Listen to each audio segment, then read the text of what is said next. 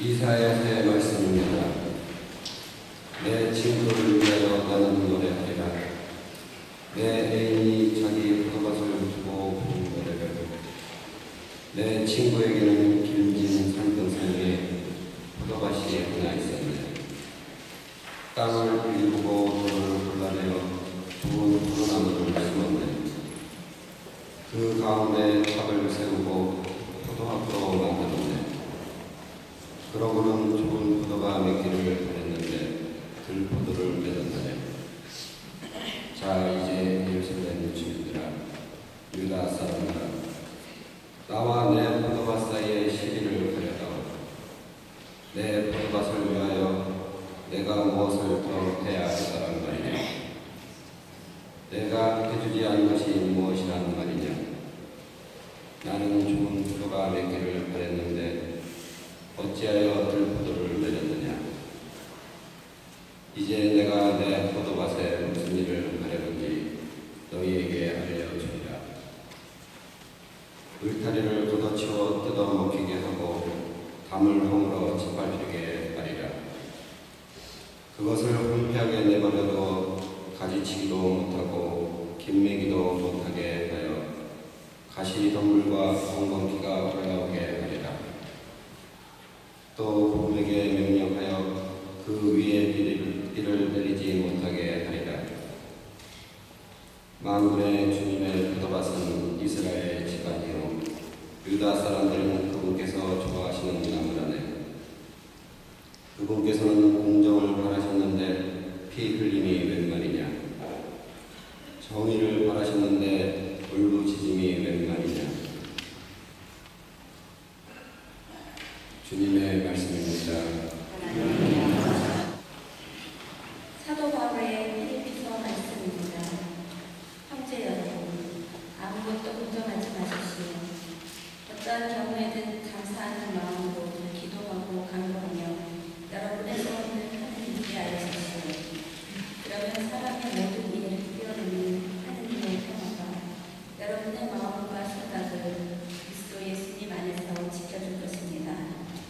끝으로 형제 여러분, 참된 것과 복이한 것과 의로운 것과 정결한 것과 사랑스러운 것과 영예로운 것은 무엇이든지 또 덕이 되는 것과 칭송받는 것은 무엇이든지 다 마음에 간직하십시오. 그리고 나에게서 배우고 받고 듣고 본 것을 그대로 실천하십시오. 그러면 평화의 하나님께서 여러분과 함께 계실 것입니다. 주님의 말씀입니다. 하나님 감사합니다. 주님께서 여러분과 함께 마테오가 전한 거룩한 복음입니다. 주님 영광 받으소서.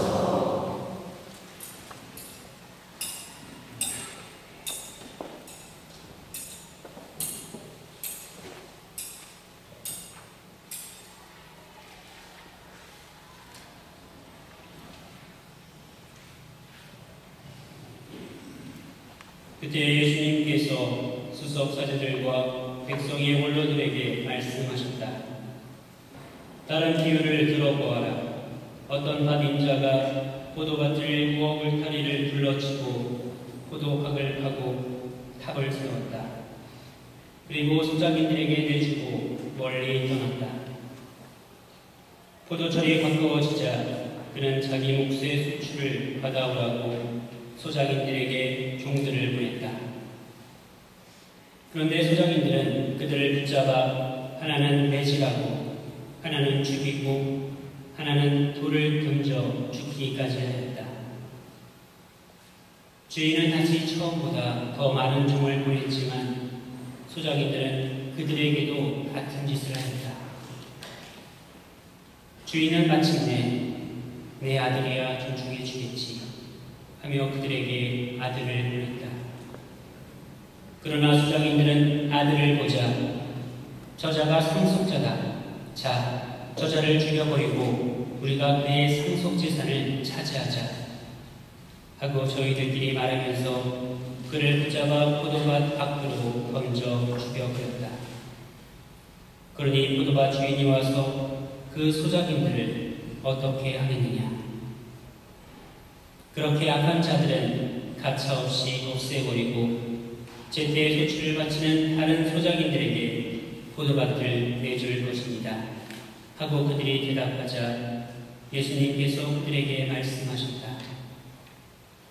너희는 성경에서 이 말씀을 읽어본 적이 없느냐? 짓짓는 이들이 내버린 돌, 그 돌이 모퉁이의 머릿돌이 되었네. 이는 주님께서 이루신 일, 우리 눈에 놀랍기만 하네. 그러므로 내가 너희에게 말한다. 하느님께서는 너희에게서 하나님의 나라를 빼앗아 그 소출을 내는 민족에게 주실 것이다. 주님의 말씀입니다.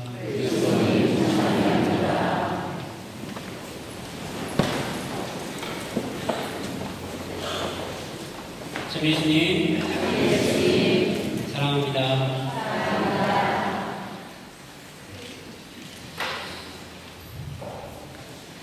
사람은 누구나 행복해지기를 바라고 있습니다. 그래서 언제부턴가 돈을 벌기 위해 노력하고 조금 더 좋은 학교 또는 조금 더 좋은 직장을 갖기 위해서 자신의 온갖 노력을 다 기울입니다. 그러나 그 결과는 기대만큼 만족스럽지 못합니다. 10년 행복 평균 지수로 볼 때 행복한 사람보다 불행함을 느끼는 사람이 많고 감사하게도 불평을 하는 사람이 많은 것이 또 오늘의 현실일 수 있습니다. 왜 행복해지기를 원하고 최선을 다하는 것 우리는 그만한 행복감을 느낄 수 없을까요? 이유는 많은 사람들이 행복을 가져다 줄 수 없는 것에 행복을 기대하고 있기 때문입니다. 특히 소유에 대한 잘못된 인식이 큰 원인이라고 생각합니다. 고대 그리스 철학자 플라톤은 세상에서 인간의 행복을 위한 조건으로 5가지를 말하고 있습니다. 첫째, 먹고 입고 살기에 조금은 부족한 듯한 재산. 둘째, 모든 사람이 칭찬하기에는 약간 부족한 외모. 셋째, 자신이 생각하는 것에 절반밖에 인정받지 못하는 명예. 넷째, 남과 겨루어 한 사람에게는 이기고 두 사람에게는 질 정도의 체력. 다섯째, 연설을 했을 때 듣는 사람의 절반 정도만 박수를 치는 솜씨. 잘 살펴보면 이 5가지의 행복 조건에는 공통점이 있습니다. 바로 인간적인 부족함이죠. 스스로 완전해져서 행복해지기보다는 자신의 모습을 있는 그대로 깨닫고 그 부족함을 알고 완전한 분신분께 드러내며 그분께 우리가 자신을 내어놓을 수 있을 때 행복할 수 있다는 것입니다. 만약에 플라톤이 하나님을 알았다면 이렇게 이야기했을 것입니다. 재산에 대해서 모든 것을 마련해 주시는 하나님, 외모에 대해서 우리를 있는 그대로 충분히 아름답게 하시는 하나님, 명예에 대해서 우리를 그 존재 자체로 거룩하고 영광스럽게 하시는 하나님과 함께할 때 우리는 행복할 수 있다. 그렇습니다. 인간은 불완전합니다. 그렇게 모든 것을 소유하려 하기보다는 아우스부스 성인처럼 주님 안에 주기까지 우리는 불안함한다 라고 기도하며 주님께 위탁할 때 행복은 가까이 있습니다. 특히 오늘 복음은 욕심으로 가득한 이들의 모습과 그 치료를 보여주고 있습니다. 누리고 있는 모든 것을 자신의 것으로 소유하려는 소작인들, 자신의 정체성을 깨닫지 못하고 육심에 눈이 멀어 폭력과 살인이라는 죄를 짓고 마는 소작인들, 그들이 이루려는 행복은 결국 자신의 파멸을 기대하고 맙니다.